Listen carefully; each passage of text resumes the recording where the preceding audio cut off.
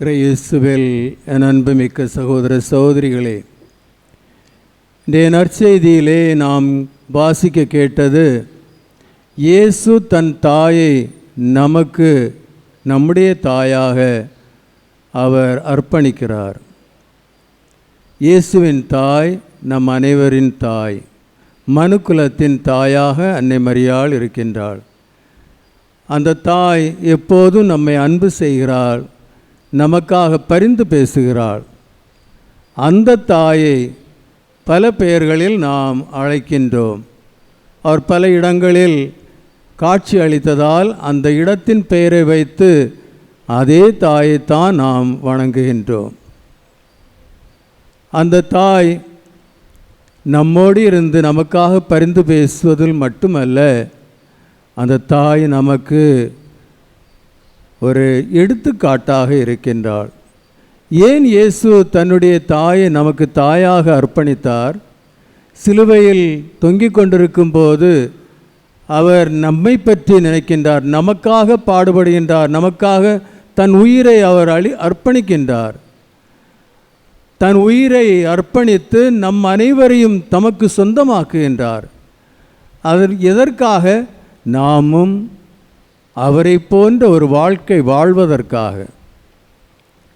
அவர் தன்னுடைய வாழ்க்கையில் இறை சித்தத்தை நிறைவேற்றும்படி வாழும்போது அன்னை மரியாள் அவருக்கு ஒத்துழைப்பு கொடுத்ததை அவர் உணர்ந்து, நாம் அந்த வாழ்க்கை வாழ அழைக்கப்பட்டவர்களாக இருக்கிறோம் என்பதை அறிந்து, நமக்கும் அப்படி ஒரு தாய் தேவைப்படுகிறாள் என்பதை அவர் சிலுவையில் தொங்கிக் கொண்டிருக்கும் போது அதை உணர்கிறார். நான் என் இறை தந்தையின் சித்தப்படி வாழ்க்கை நடத்தியிருக்கின்றேன், அதேபோல் என்னை பின்பற்றுபவர்களும் அதே வாழ்க்கையை வாழ வேண்டும், இறை சித்தப்படி அவர்கள் வாழ வேண்டும்.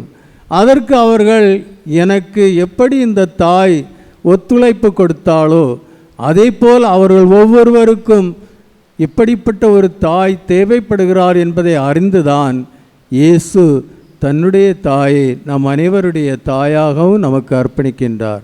எனவே அன்னை மரியாள் நம் அனைவரின் தாய். நாம் எந்த பெயரை வைத்து அவர்களை அளித்தாலும் அதை ஒரு தாய் தான். இயேசுவின் தாய் நம் அனைவருடைய தாய். இன்று அந்த தாயை நாம் கார்மல் அன்னை என்ற அந்த பெயரை சூட்டி நாம் இன்று கொண்டாடுகிறோம். கார்மல் அன்னை, அதனுடைய அர்த்தம் என்ன? ஏன் அன்னை மரியாளை நாம் கார்மல் அன்னை என்று அழைக்கின்றோம்? ஏனென்றால் அன்னை மரியாள் எப்படி இறைவன் மீது நம்பிக்கை வைத்து இறை வார்த்தைக்கு ஏற்ப வாழ்க்கை நடத்தினாலோ அதைத்தான் நாம் கார்மல் மலையில் பார்க்கின்றோம். கார்மல் மலையானது உண்மையான கடவுளின் மீதுள்ள நம்பிக்கையை நமக்கு எடுத்து காட்டுகிறது. அங்கேதான் இறைவாக்கினர் எலியா, போலி இறைவாக்கினர்கள் பகாலை தன்னுடைய தெய்வமாக கொண்டு வாழ்க்கை நடத்தி கொண்டிருந்தார்கள். அங்கே அது உண்மையான கடவுள் அல்ல. உண்மையான கடவுள் ஆபிரகாமின் கடவுள், ஈசாக்கின் கடவுள், யாக்கோபின் கடவுள் என்று எலியா இறைவாக்கினர் அதை எடுத்துரைக்கிறார். அப்போதுதான் அரசனும் அதை கேட்டு அங்கே விவாதம் நடக்கின்றது. 450க்கு மேற்பட்ட போலி இறைவாக்கினர்களும் எலியா தனிமையாக ஒரு இறைவாக்கினர். அவர் என்ன சொல்கிறார்? எல்லோரும் கொல்லப்பட்டார்கள், நான் மட்டும்தான் உயிரோடு இருக்கின்றேன் என்று. ஒரு இறைவாக்கினர் இந்த உண்மையான கடவுள் மீதுள்ள அந்த நம்பிக்கையை கார்மல் மலையில் அந்த எரிபலி மூலம் அதை நிரூபிக்கிறார். எனவே கார்மல் மலை என்று சொல்லும்போது உண்மையான கடவுள் மீதுள்ள நம்பிக்கை அது எடுத்து காட்டுகிறது. அதன் பிறகும் நாம் பார்க்கின்றோம், எலியா இன்றைய முதல் வாசகத்திலே நாம் வாசிக்க கேட்டோம், எப்படி எலியா கடவுள் மீதுள்ள நம்பிக்கையால் அவர் ஆற்றல் உள்ளவராய் இருக்கின்றார். அவர் இறைவேண்டலின் மகத்துவத்தை அங்கே எடுத்து காட்டுகிறார்.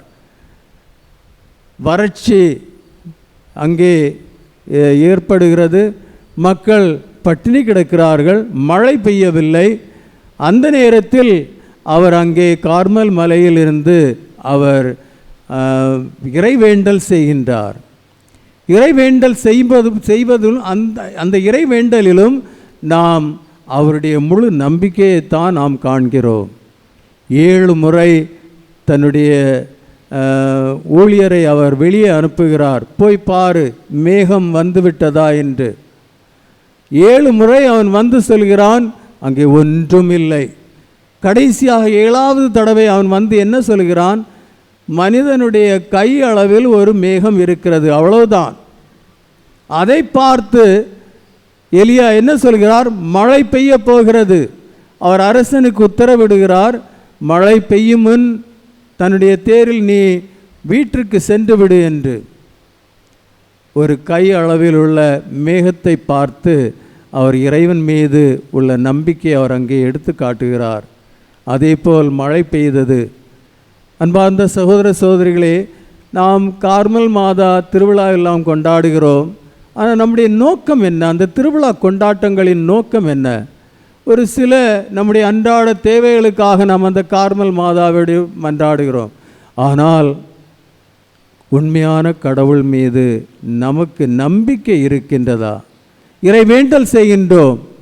அந்த இறைவேண்டலின் போது உண்மையிலே நாம் அந்த கடவுளை நம்புகிறோமா? அவர் உண்மையிலே இதை செய்வார் என்ற ஒரு நம்பிக்கை நம்முடைய உள்ளத்தில் இருக்கின்றதா? நாம் அலறி புலம்பி, ஆண்டவரே இது எனக்கு தேவை, கடவுளை இதை செய்யும், ஆனால் நாம் நம்புகிறோமா? அந்த தொழுநோயாளி நற்செய்தியில் என்ன சொல்கிறார்? நீர் விரும்பினால் இதை செய்யும், உன்னால் இது முடியும். அவன் நம்பிக்கையை எடுத்து காட்டுகிறார். நற்செய்தியில் நாம் பார்ப்பது எல்லாம் கடவுள் எப்போது புதுமைகளை செய்தாரோ, இயேசு எப்போது அவர் குணமாக்கினாரோ, அது மக்கள் மீதுள்ள அந்த மக்களுடைய அந்த நம்பிக்கையினால்தான் அவர் அதை செய்தார், மற்றபடி அல்ல. இறைவேண்டல், இந்த இறைவாக்கினர் எலியா அந்த இறைவேண்டலின் போது நம்புகிறார். உண்மையான கடவுள் மீது தன் நம்பிக்கை வைக்கிறார்.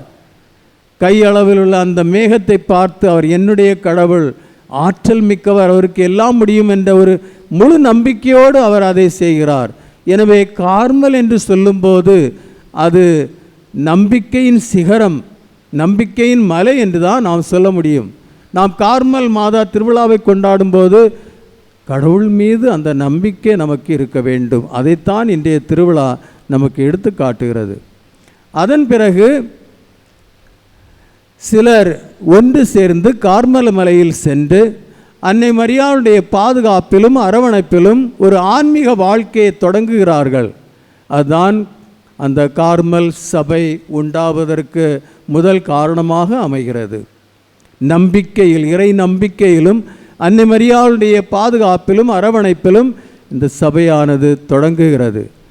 எப்படி இது கார்மல் என்ற பெயர், அதுக்கு கார்மல் அன்னை எப்படி உத்தரிய மாதா என்ற பெயர் அவளுக்கு கிடைக்கிறது என்றால், 1251ஆம் ஆண்டு கார்மல் சபையின் தலைவர் சைமன் ஸ்டாக் அவருக்கு அன்னை மரியாள் காட்சி அளித்து அந்த உத்தரியம் என்பது ஸ்கேப்புலர் என்பது ஒரு துணி, அந்த துணியை அவருக்கு அவள் கொடுக்கின்றார்.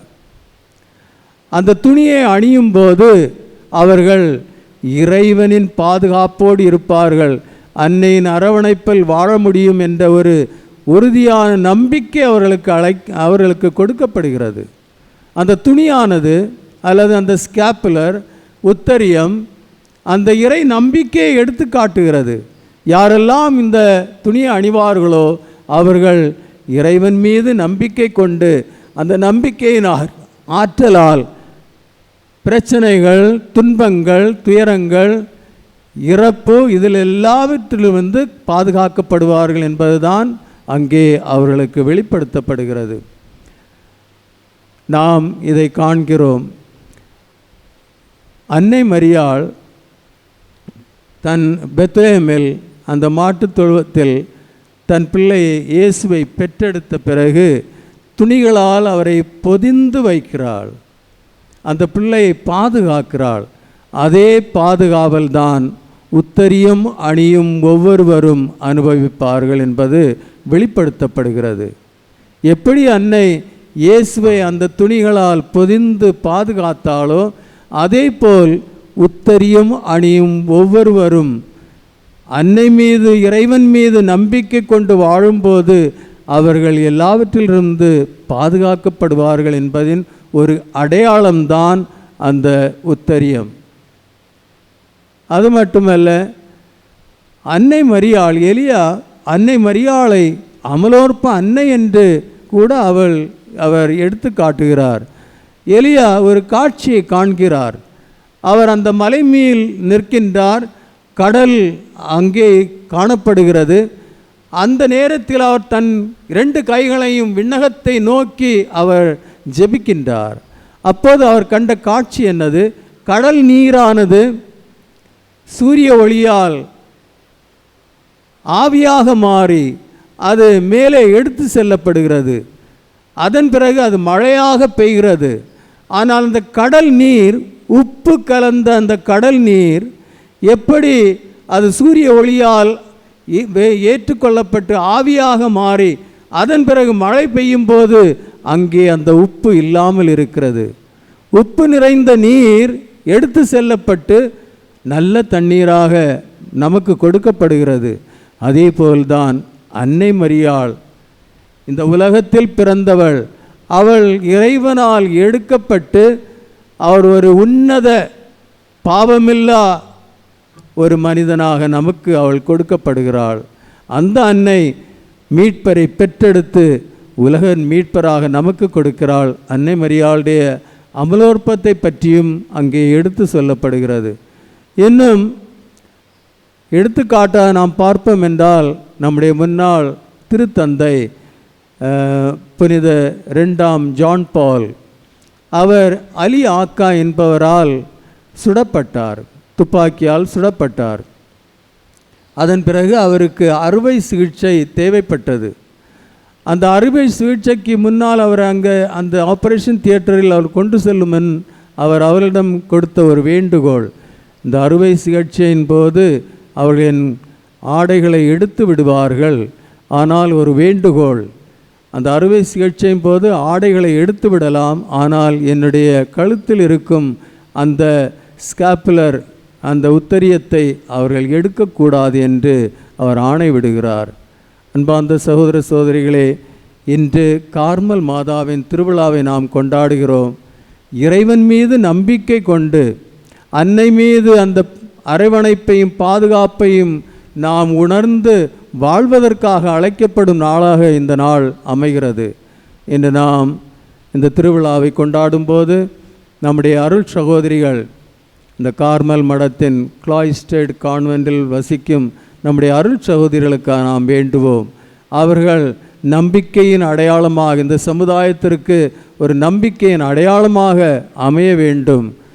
கிளாய்ஸ்டட் கான்வென்ட் அது ஒரு மேன்மையான அழைப்பு. உலகத்தை துறந்து எப்போதும் இறைவனோடு ஒன்றித்திருந்து வாழும் வாழ்க்கை, அந்த ஒரு மேன்மையான பணி.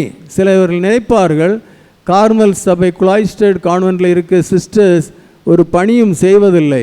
கல்வி பணி, சமூக பணி, சமுதாய முன்னேற்ற பணி, மற்ற பணிகள், மற்ற சபைகள் எவ்வளோ பணிகளை செய்கிறார்கள், எவ்வளோ இடங்களுக்கு செல்கிறார்கள்.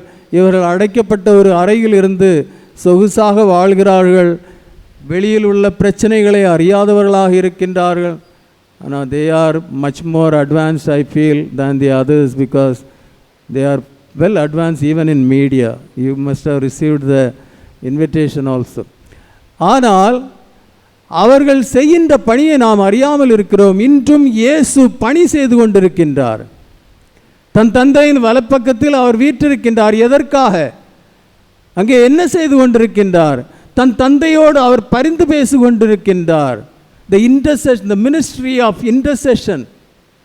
இன்றும் இப்போதும் இந்த நொடிப்பொழுதிலும் இயேசு பணி செய்து கொண்டிருக்கின்றார். தன் தந்தையிடம் அவர் பரிந்து பேசி கொண்டிருக்கின்றார் மனுக்குலத்திற்காக. அந்த பணியில் ஈடுபட்டவர்கள் தான் நம்முடைய கார்மல் சபை கன்னியர்கள். அந்த பணியை அவர்கள் ஏற்று இறைவனோடு இணைந்து, இயேசுவோடு இணைந்து, அன்னை மரியாளோடு இணைந்து, அன்னை மரியாள் பரிந்து பேசுகிறாள். விண்ணகத்திற்கு எடுத்து செல்லப்பட்ட அன்னை மரியாள் இயேசுவோடு இணைந்து இறைவனிடம் பரிந்து பேசுகிறார்கள். The greatest intercessor Jesus and afterwards Mary. அந்த பரிந்து பேசுதல் என்ற பணியில் ஈடுபட்டவர்கள் தான் நம்முடைய கார்மல் சபை கன்னியர்கள். எனவே அவர்கள் உலகத்தை துறந்து எப்போதும் அந்த இறை பிரசன்னத்தில் அமர்ந்து அந்த இறை இயேசுவோடு ஒன்றித்து பரிந்து பேசுதல் என்ற பணியில் ஈடுபட்டு வாழ்க்கை நடத்துவர்கள் தான் அவர்கள். ஆனால் நாம் அவர்களை தொந்தரவு செய்கிறோம். எப்போதும் இங்கே வந்து அவர்களை பார்க்க வேண்டும், அவர்கள் நம்மோடு வர வேண்டும், சுற்றுப்பிரகாரத்தில் வர வேண்டும், அவர்கள் வெளியே வர வேண்டும். நாம் அந்த பணியில் இடைஞ்சலாக இருக்கின்றோம். அன்பார்ந்த சகோதர சகோதரிகளே, இதை நாம் உண்மையில் அறிய வேண்டும். திரு அவையில் இது ஒரு மேன்மையான அழைப்பு. யாராவது இப்படிப்பட்ட ஒரு வாழ்க்கை வாழ முடியுமா? உலகத்தை துறந்து தனிப்பட்ட முறையில் ஒரு இடத்தில் இருந்து இந்த உலகத்தில் ஒரு தொடர்பும் இல்லாத முறையில் வாழ்க்கை நடப்பது ஒரு எளிதான காரியமா? அப்படிப்பட்ட ஒரு ஒருத்தல் செய்து வாழ்க்கை வாழ முன்வந்திருக்கின்றார்கள். அந்த அழைப்பை பெற்றவர்களாக இருக்கின்றார்கள். நாம் அவர்களோடு ஒத்துழைக்க வேண்டும். அவர்கள் நமக்காக பரிந்து பேசுகிறார்கள். அதனால்தான் அந்த அமைப்பும் சகோதரிகள் உள்ளே இருப்பார்கள், 2 சகோதரிகள் வெளியே இருப்பார்கள். அந்த பரிந்து பேசுதல், அந்த விண்ணப்பங்களை ஏற்று அவர்களுக்கு கொடுப்பதற்காக. எல்லாரும் நினைப்பது நான் அங்கே போய் நாம் தான் பார்க்கணும் அவங்கள. இது இடைஞ்சல். அவருடைய பணிக்கு நாம் ஒரு முரண்பாடாக இருக்கின்றோம். இதை நாம் அறிய வேண்டும். உண்மையிலே மதர் தெரேசா அவர் அந்த காங்கிரிகேஷனை தொடங்கி அதற்கு எவ்வளவோ ஸ்ட்ரிக்டான சட்டங்கள் வைத்திருக்கின்றார்கள். இன்றும் அவர்களுடைய சாப்டர் மீட்டிங்ஸ் இந்த சட்டங்களை எல்லாம் அவர்கள் திருத்தி இப்போ உள்ள இந்த நாகரிகம் அந்த நிலையில் நம்முடைய வாழ்க்கை மாற்ற வேண்டும் என்று எவ்வளோ கோரிக்கைகள் வருகின்றன. ஆனால் இன்றும் அவர்கள் உறுதியோடு 3 சாரி மட்டும்தான் அவர்கள் வைக்க முடியும். அவர்களுக்கு ஒன்றுமில்லை. பேங்க் அக்கௌண்ட் அவர்கள் வைக்க முடியாது. இறைவனுடைய பராமரிப்பில் வாழ்பவர்கள் எவ்வளோ பணி செய்கிறார்கள். ஏனென்றால் அந்த சட்டத்தில் அவர்கள் உறுதியாக இருப்பதால் தான்.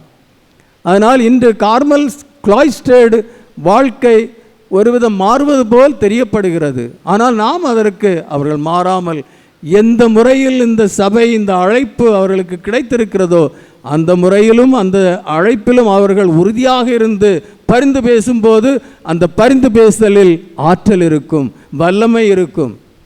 நாம் நினைப்போம் அவர் நம்மோடு இணைந்து எல்லாவற்றிலும் அவர்கள் கலந்து கொள்ள வேண்டும் என்று. அப்போது அந்த ஆற்றல் குறைந்துவிடும். அவர்கள் இந்த அழைப்பை பெற்று ஒவ்வொரு நொடி பொழுதிலும் இறைவனோடு ஒன்றித்திருந்து பரிந்து பேசும் வாழ்க்கையை வாழ்பவர்கள் அவர்கள். எனவே இதை நாம் உணர்ந்து மதித்து இன்று கார்மல் அன்னையின் திருவிழாவை, உத்தரிய மாதாவின் திருவிழாவை கொண்டாடும் போது இதை உணர்ந்து அவர்களுக்கு நாம் ஒத்துழைப்பு கொடுத்து அவர்கள் நல்ல முறையில் வாழ இன்றைய திருப்பலியிலே நாம் இறைவனை வேண்டுவோம்.